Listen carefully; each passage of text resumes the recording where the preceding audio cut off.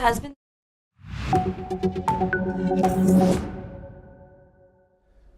Hello and welcome. I am Thomas Porteous and you're watching the World Report on NewsX World. Let's take a look at the top headlines of this hour. President Donald Trump declares a golden age of America in his State of the Union address, defending his economic record amid sliding approval ratings. With Republicans fearing midterm losses, he credits himself with lowering inflation, cutting taxes and drug prices, and driving stock markets to record highs.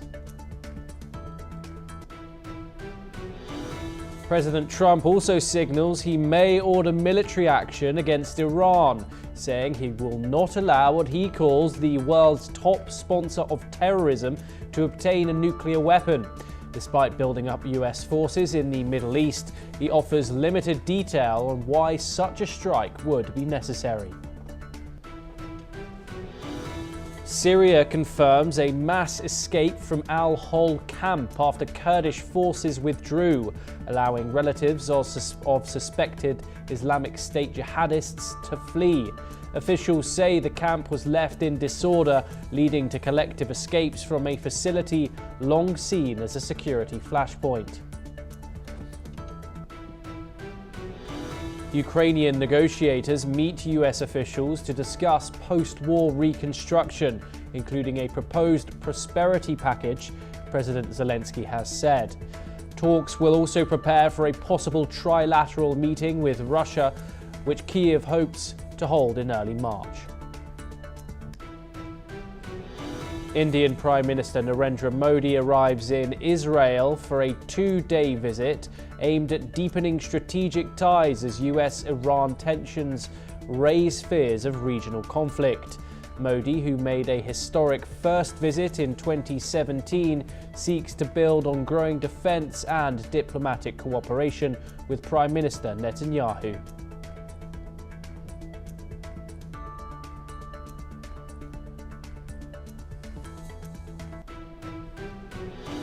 A military airstrike in Myanmar's Rakhine state kills at least 17 people, including women and children, and injures 14 others.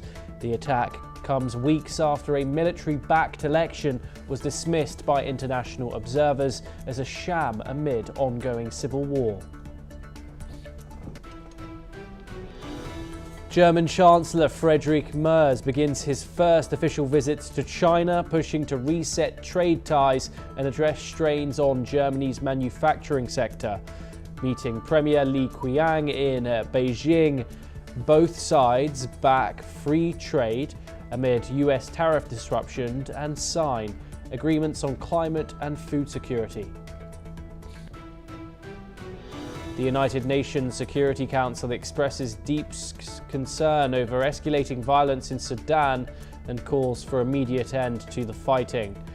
The Council condemns drone attacks on civilians and aid workers, including multiple strikes affecting World Food Programme operations. Japan says it will deploy surface-to-air missiles to its western island of Yonaguni by March 2031, signalling a stronger defense posture near Taiwan. The island lies just 110 kilometers from Taiwan amid rising tensions with China.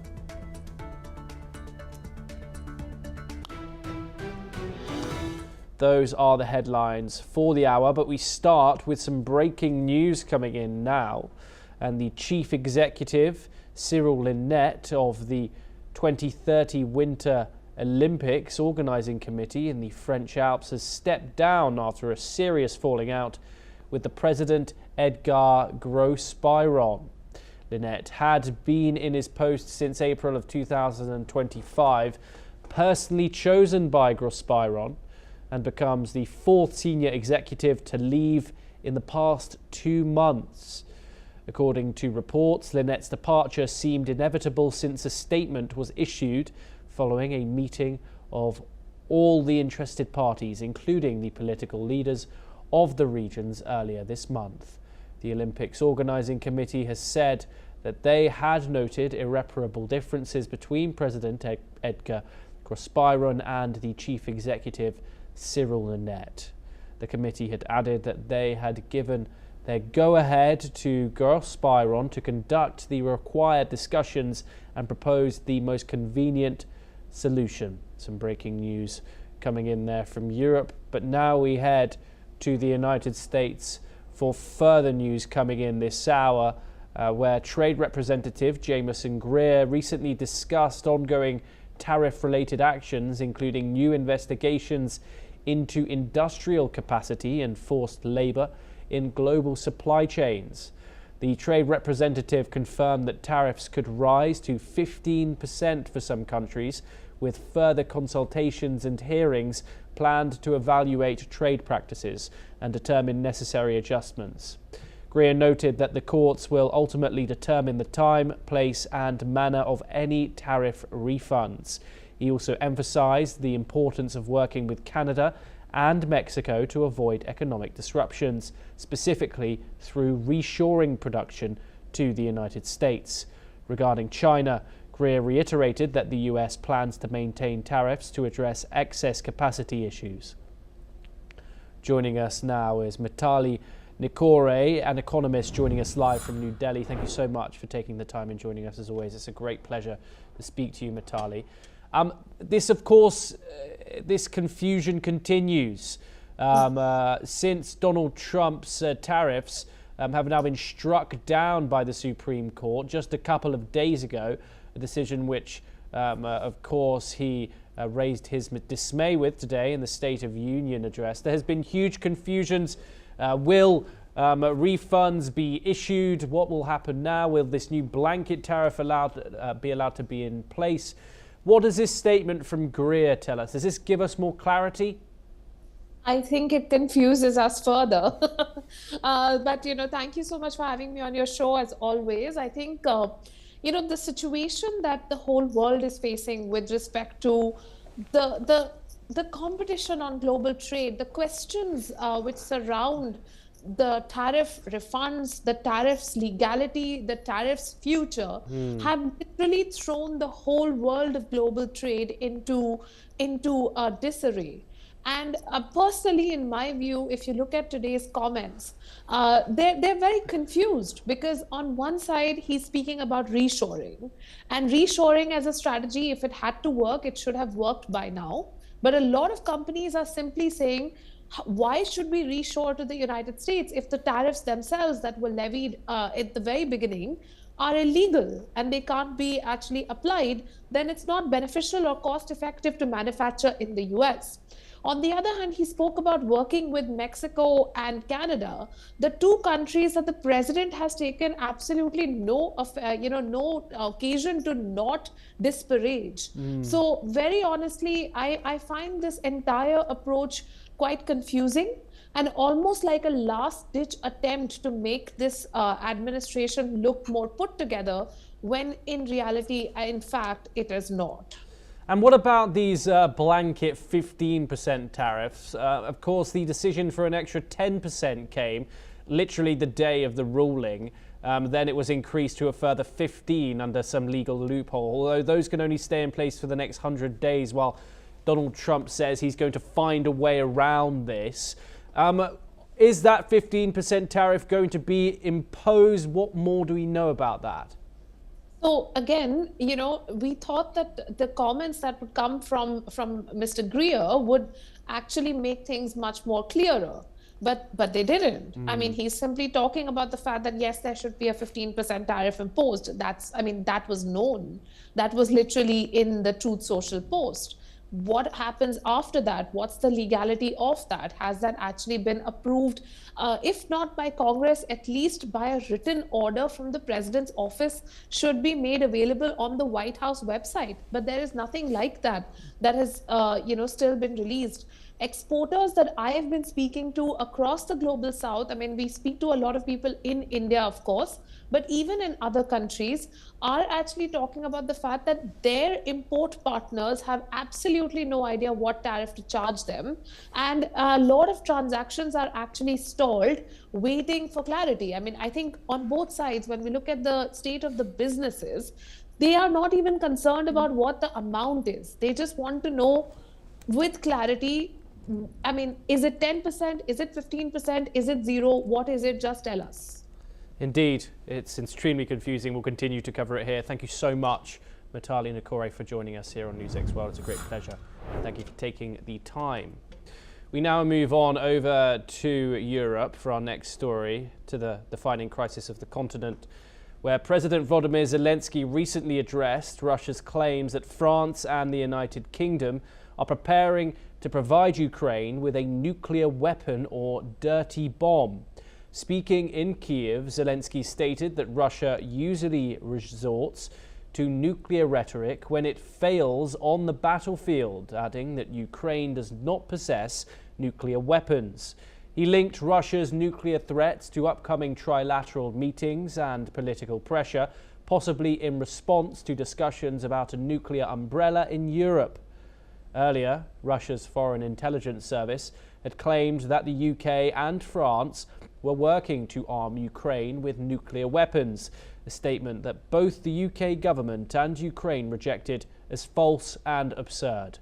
Former Russian President Dmitry Medvedev then issued threats of nuclear strikes against the UK and France. Let's in fact listen in to what Zelensky had to say on the ongoing issue. Зазвичай, коли Росії не вдається перемагати на полі бою, вони починають шукати ядерну зброю на території України. В Україні немає ядерної зброї, на жаль. Ви знаєте всі обставини, коли в Україні була ця зброя і коли не стало. Joining us to discuss this is Irina Sukerman, a senior journalist joining us live from New York. Irina, thank you so much for taking the time in joining us. Of course, this comes as we approach a bilateral meeting between Ukraine and the United States in Geneva, where they are supposed to discuss those security guarantees and a hopeful upcoming trilateral meet between those two, along with Russia, in early March. These accusations that both France and the United Kingdom are looking to provide the Ukrainians with a dirty or nuclear bomb, do those statements have any weight? If so, what is the Kremlin or Moscow trying to put forward with those statements? What's it trying to convey? There is absolutely no reason to believe any of it is true. In fact, Russia is cynically abusing the fact that as a result of the Budapest Agreement, Ukraine had given up all of its nuclear weapons in exchange for security guarantees from the US, which, as we have seen, ultimately amounted to a lot of hot air. US essentially has abandoned Ukraine to its fate and, in fact, has been pressuring Ukraine rather than Russia under the Trump administration. There's a couple of reasons for why all of this is happening. First, Russia is attempting to shift attention from the fact that it is an aggression and it's impossible to deny that this aggression is expanding from Ukraine to other countries in Europe and around the globe. Second, it's an act of desperation because Russia not only has not been able to advance through conventional means on the battlefield, but its losses are now greater than the number of people it's able to recruit, even with the attempt to mislead people from around the world, from African countries, from India, the Middle East, into joining it on the battlefield. And third, of course, Russia itself has threatened to use nuclear weapons at various points in time, but has never actually done so, in part because such an act would have devastating consequences for itself. So now it's attempting to project on Ukraine the threats that it has actually made numerous times. Yes, Irina, do stay with us as we move from the Ukraine war and over to the United States once again for our next update. We stay on a related development before we head over. Ghana's Foreign Minister Samuel Okudzeto Abzalakwa has urged Ukrainian President Volodymyr Zelensky to release 2 Ghanaian prisoners of war captured fighting for Russia. Meanwhile, Ukraine has said that more than 1,780 citizens from 36 African countries, including Ghana, had been identified among Russia's ranks, and that some of them had been captured. Let's listen in to the statements coming in from both countries. I want to commend the Ukrainian government, particularly the President of Ukraine, President Volodymyr Zelensky, who has ensured that all of these captured prisoners of war, international law has been respected. We have received reports that they are in good health. They have not been tortured. They have not suffered any inhumane treatment since they were captured. Росія намагається затягувати у смерть, у війну громадян, мешканців Африки. За нашими даними, на сьогодні воює понад 1780 громадян з африканського континенту в російській армії, тобто мова йде про найманців. Багато їх гине і вже загинуло. Чимало ми вже взяли в полон. Загалом, за нашими даними, участь в бойових діях на стороні Росії беруть представники з 36 Африки. Once again, we head over to the United States, where the Justice Department has come under scrutiny following an investigation by NPR that revealed several documents from the Jeffrey Epstein files were withheld, including allegations of sexual assault by President Trump. According to NPR, the documents included interviews with a woman who claimed Trump assaulted her when she was a minor. These interviews, alongside other FBI materials, were not included in the Epstein files database, despite being part of discovery material in the case against Ghislaine Maxwell. The DOJ has not commented on the withheld documents, while the White House dismissed the allegations as untrue and sensationalist. In the midst of these revelations, President Trump's recent State of the Union address drew strong reactions, with Democrats accusing him of sidestepping the Epstein situation, while Republicans praised his accomplishments. Irina Sukerman joins us once again. Irina, of course, this saga continues to unravel, with certain news outlets doing their own digging and finding out certain developments without making any statements or allegations here, which are a direct responsibility of guilt on the US President Donald Trump. Of course, there are things which his administration have said are categorically untrue, and he has straight up denied. But how is the United States media covering this? How is the feeling around the country? How is the trust in regards to the way in which the Trump administration has conducted itself in the release of these files? Quite frankly, it's been a process that appears to be aimed more at whitewashing Trump's personal reputation than in effectively investigating the allegations there. I'm not talking about a few suspicious sources that clearly have dubious legal value. I'm talking about the fact that Trump's name has been essentially wiped, even from instances where it's nothing more than evidence of his relationship with Epstein, which he himself has at various points denied, but which has since then been clearly established. Things that are obviously accurate, and frankly, wiping them out from the records make it more suspicious than if he had just said, well, I didn't know what we know now back then, and it was merely a business relationship, or I've done nothing illegal, but you know, but I've known this individual pretty well. The fact that Trump has denied absolutely everything concerning Trump, that he has tried to make it exclusively about individuals who are currently Democrats, as opposed to the many associates who have been Democrats at the time but has since joined him as Republicans, also means it's not really so much about the political affiliation as about Trump's close circles and protecting their reputations as well. Clearly, the scandal is out of control now, and there are investigations happening internationally to very high-level individuals, including a former UK ambassador to the US and a member of the royal family, were arrested in UK. Poland has launched investigations into the sex trafficking of the women from there.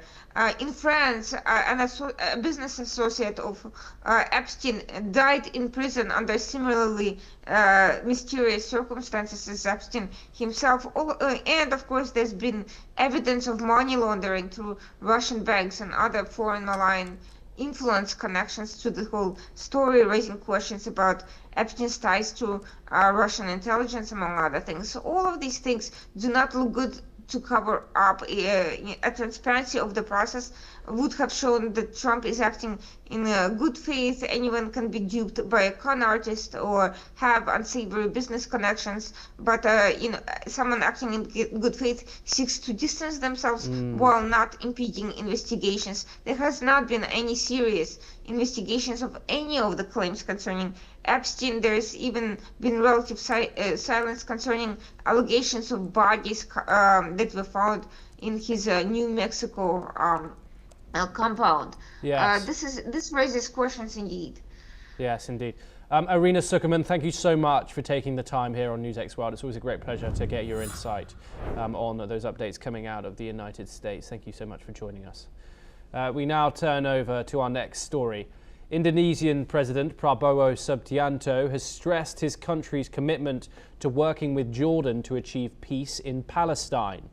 During a meeting with King Abdullah II at the Basman Palace in Amman, Prabowo reaffirmed that a two-state solution is the only way to secure lasting peace in the Middle East. Prabowo said Indonesia and Jordan share a common platform in promoting regional stability and that close coordination between the two countries is essential to monitor development in the Gaza conflict. Indonesia is ready to support peace initiatives, including backing the 20-point plan proposed by US President Donald Trump.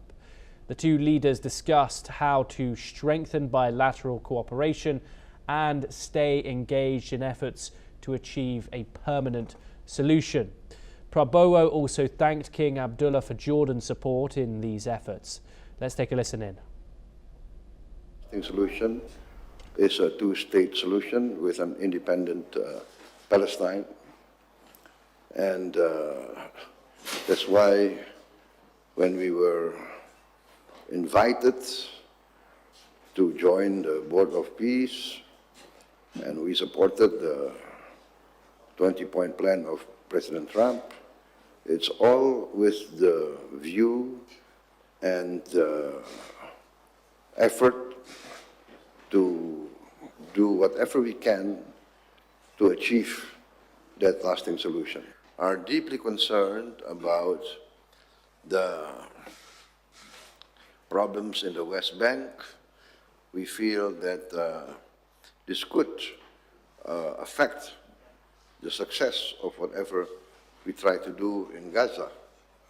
So we would like to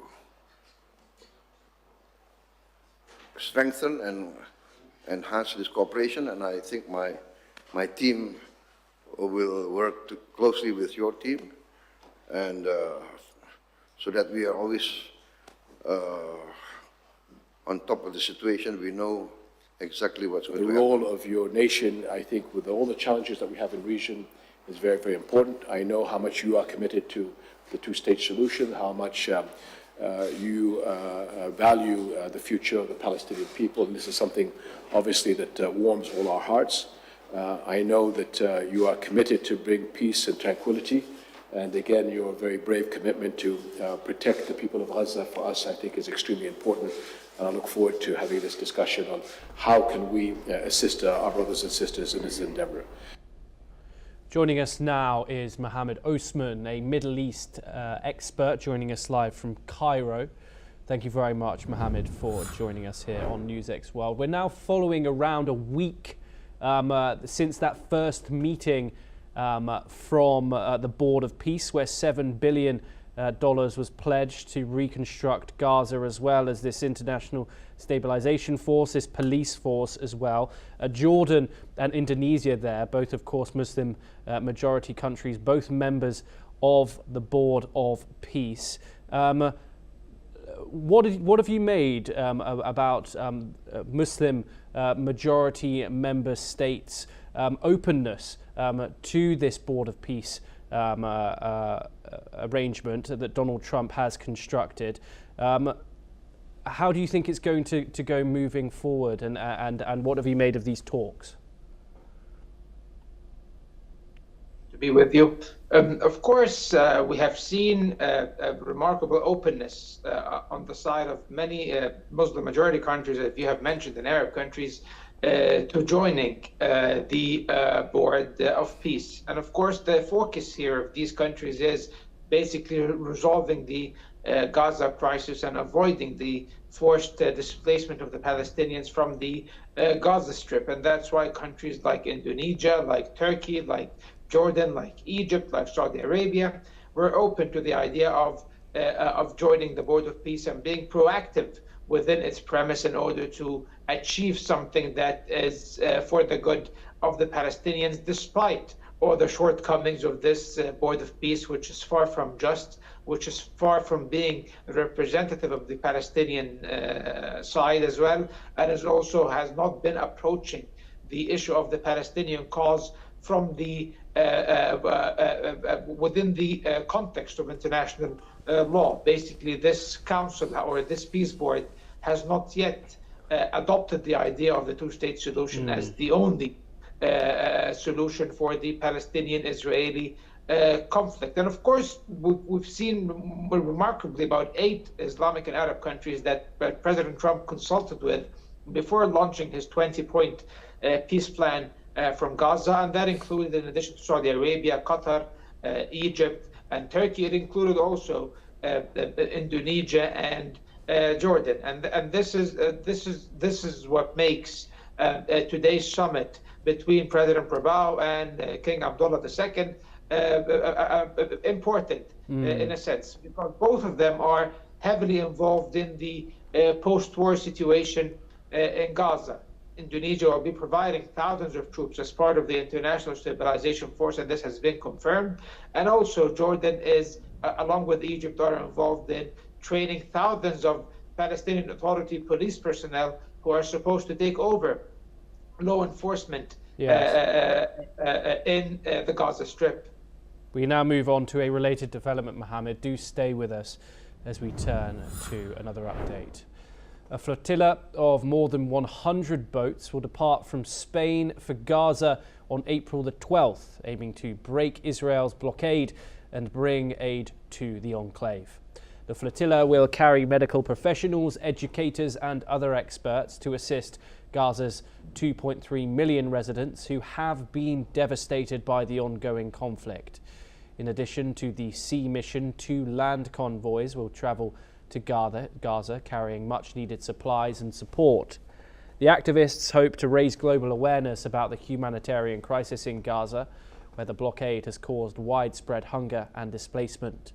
Last October, Israel intercepted a similar flotilla, arresting more than 450 participants, including Swedish activist Greta Thunberg.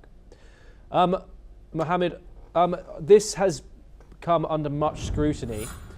We've seen numerous flotillas head for the enclave. The last one, the biggest one that we saw, a similar size to this, around 100 boats headed for the Gaza Strip, all of which were intercepted by the Israeli army and taken to their territory. What do you think is the effectiveness of these operations? And do you think that they achieve their objectives even when these activists are arrested and the aid is reportedly taken to the Gaza Strip?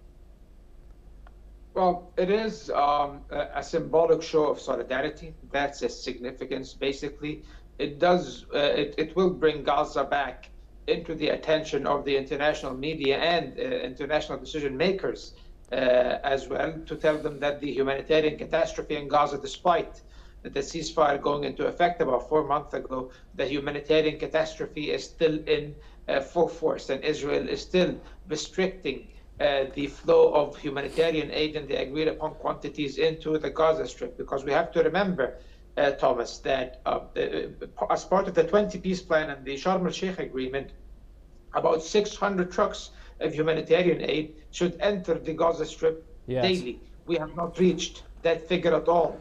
A maximum of 1 to 200 trucks a day enter the Gaza Strip, which basically leads to the humanitarian crisis continuing in full force.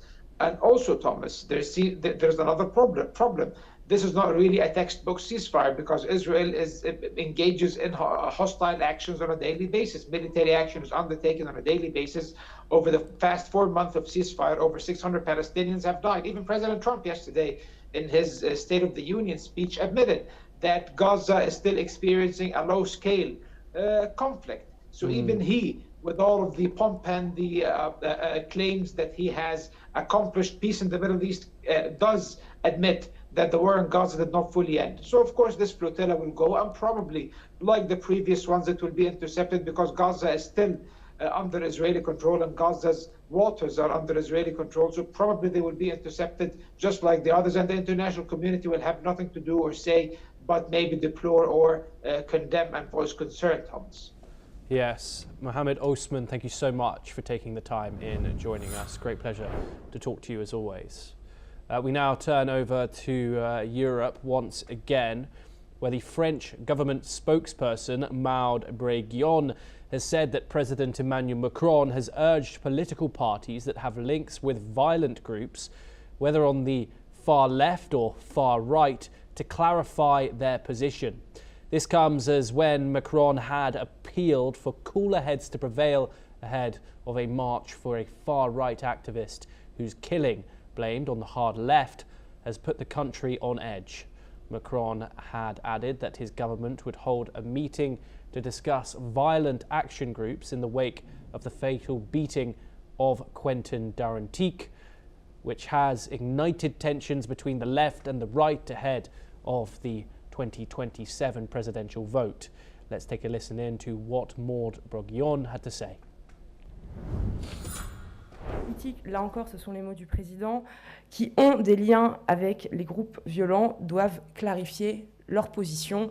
Le gouvernement, vous le savez, lutte contre les violences d'où qu'elles viennent de l'ultra-gauche, qu'elles viennent de l'ultra-droite, sans hiérarchiser l'une par rapport à l'autre.